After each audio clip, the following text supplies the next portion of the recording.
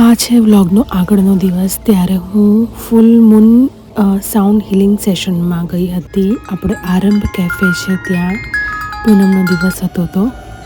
Hey guys, welcome back to my YouTube channel Chhaya Thakor vlogs. બપોરના વાગ્યા છે 2 અને હું આવી હતી સોંગ શૂટમાં. બાય ધ વે હું ડ્રાઈવ કરું છું એટલે સામે નથી જોઈ રહી. ત્યાં જોઉં, વધારે ધ્યાન ત્યાં આપું. અને હું આવી હતી સોંગ શૂટમાં. શૂટિંગ થોડું ઘણું બાકી હતું એ કરવા માટે. રાંધેજા પાસે તો શૂટિંગ પૂરું થઈ ગયું છે. બપોરના 2 વાગ્યા છે અને હું જઈ રહી છું ઘરે. તો રસ્તામાં હું આવું બધું ખાવા માટે ઊભી છું. મને આ કાતરા બહુ ભાવે છે. શૂટિંગમાં બી જ્યાં ઝાડ જોઉં ને ત્યાં ગાડી તોડજોડ કરતી હોઉં છું. એટલે અહીંથી કાતરા અને આ પાલસા ખાઈશ. ગાંધીનગરવાળા રોડ પર છું, એસજી હાઈવે. પેલા બેન છે ને જોઈને એમ કહે છે કે આ પેલા ગીતોમાં આવે છે ને એ બેન છે. અને એમના હસબન્ડ એવું કહે છે, હસબન્ડ છે કે ભાઈ છે ખબર નહીં, એમ કહે છે કે ના ના એ નહીં. અને પેલા કહે છે કે નહીં જ છે.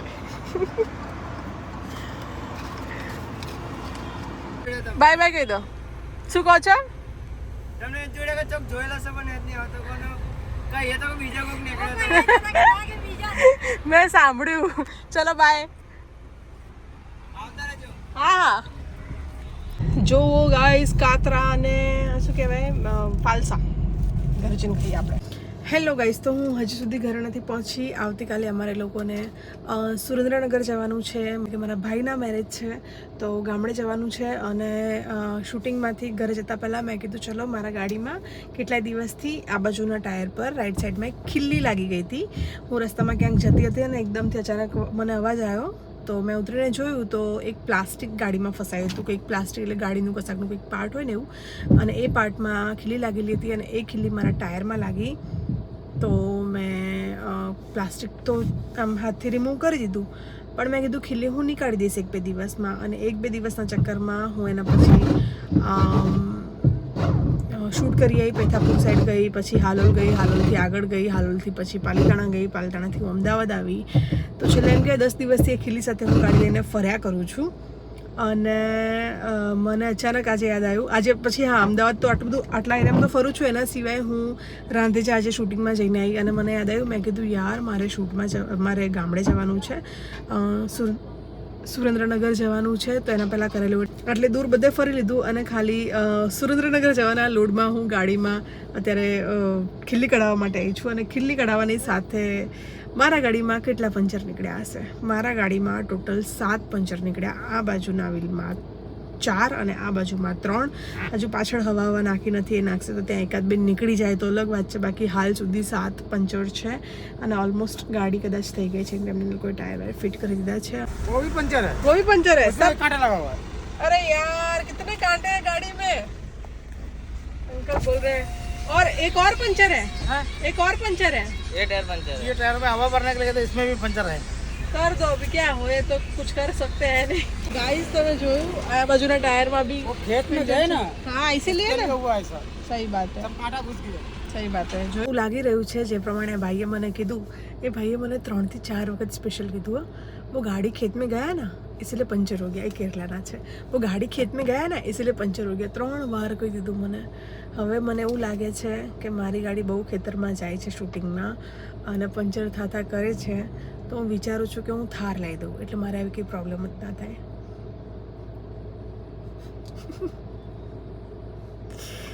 ના મજા કરું છું. એટલે લાવવાની છે, ઇન ફ્યુચર લાવવાની છે, અત્યારે નહીં. પણ આ તો મજાક કરું છું. જો એક પંચર તો છે એ વધારે પંચર છે એકથી. એ સ્પ્રે કરે છે, ચોકડી મારે છે, પાછું ફરાવે છે, પાછો સ્પ્રે કરે છે, પાછી ચોકડી મારે છે.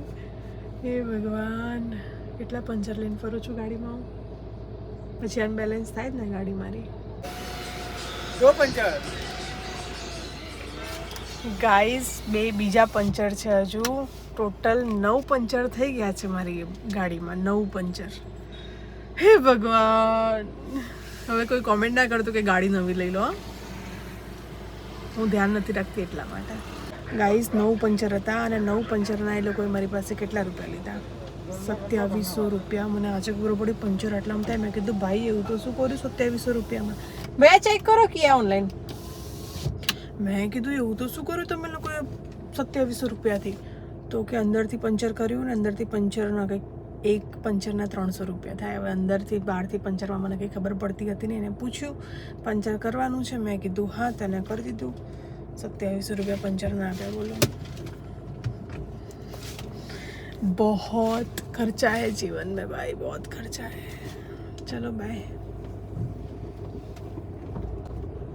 હવે ગાડી 2 મહિના સુધી એક બી પંચર થવું ના જોઈએ, ગાડીને કહું છું. बनाया છે આજે અમે. બતાવો કેવો બનાવ્યો છે. ઠંડા ખાના ખાયા હતા અમને. કેમ? આ ઢાઢી હતી બધી આપની. આ સાતમ હતી. મેં રાતે રોટલી બનાવી હતી, શાક હતું અને શ્રીખંડ બનાવ્યું. હું ચાખીને રિવ્યુ આપું લાય તો. મમ્મી આ દહીં જેવું કેવું લાગે છે?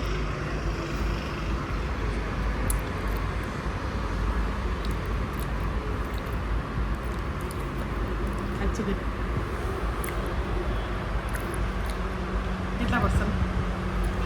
શું કેટલા પર્સન્ટ આપીશ? કેટલા પર્સન્ટ? 6% છીએ આપણે, 7% છીએ ઘરમાં. કે જીરો બોલી કે જીરો 10 માંથી 8. તો થોડી હલકી દહીંની પેલી મલાઈ માખણની કશાકની હલકી સ્મેલ આવે એટલે, બાકી ટેસ્ટ સારો છે. નિશા કે દીધી શું સારો.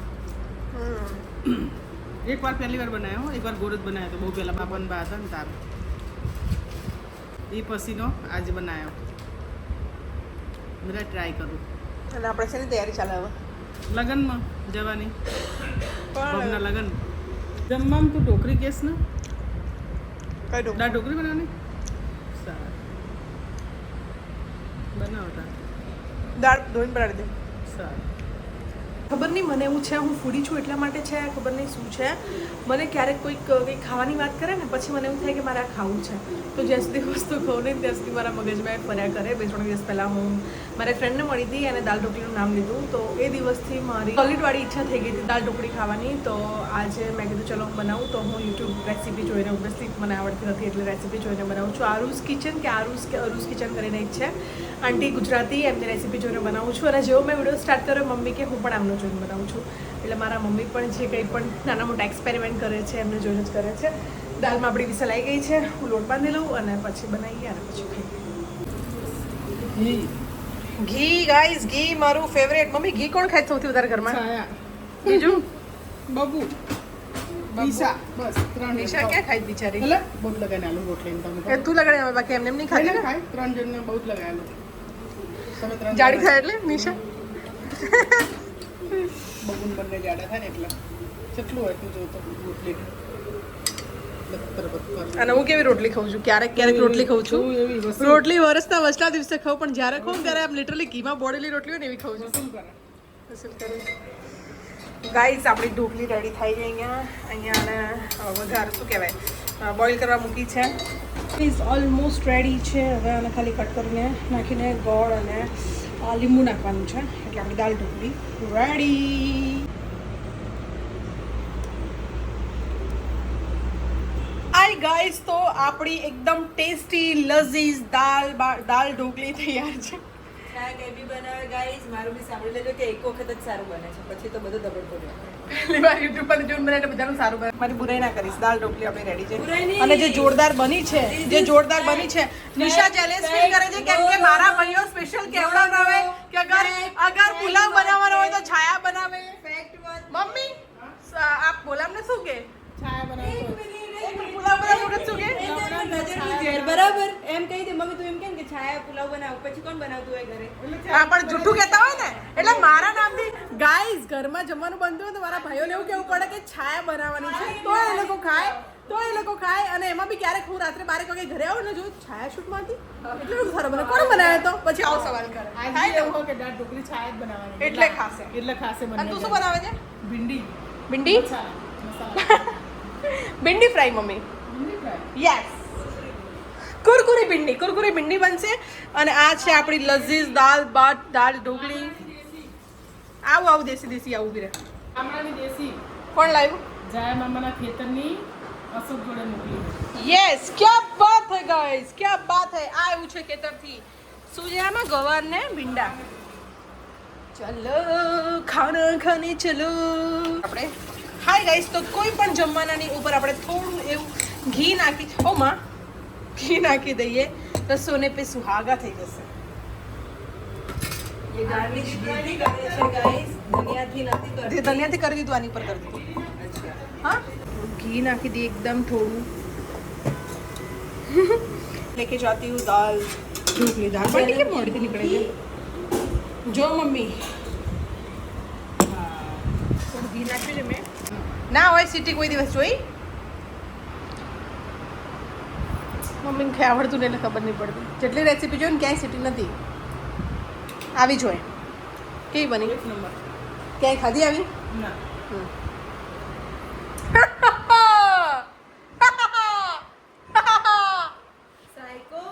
Psycho psycho psycho.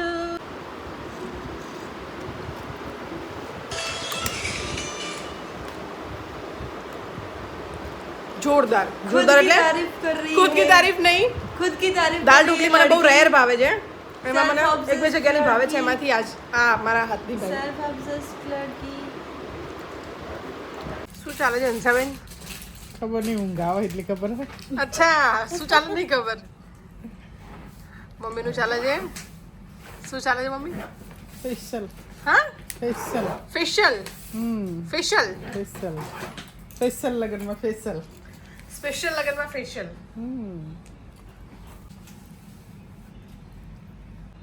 कैसा लग रहा है मॉम? एक फोन वाइब्रेट करे છે યાની. હાય ગાઈસ, તો અહીંયા ચાલી રહી છે પેકિંગ મમ્મી પપ્પાની. આ બેગમાં મિની બેગમાં મમ્મી પપ્પાનો સામાન જશે. જો આ બાકી છે, આ બધું અમે લોકો મિની લોકોના કપડાં મિની એમ ને. ગાઈસ તો બતાવજે કે અંદર આવે છે કે નહીં આવતા, બરાબર? મિની લોકોના કપડા. હા, મિની લોકોના કપડાં કેટલા સમય જોઈએ. ચલો પેક કરી દઈએ.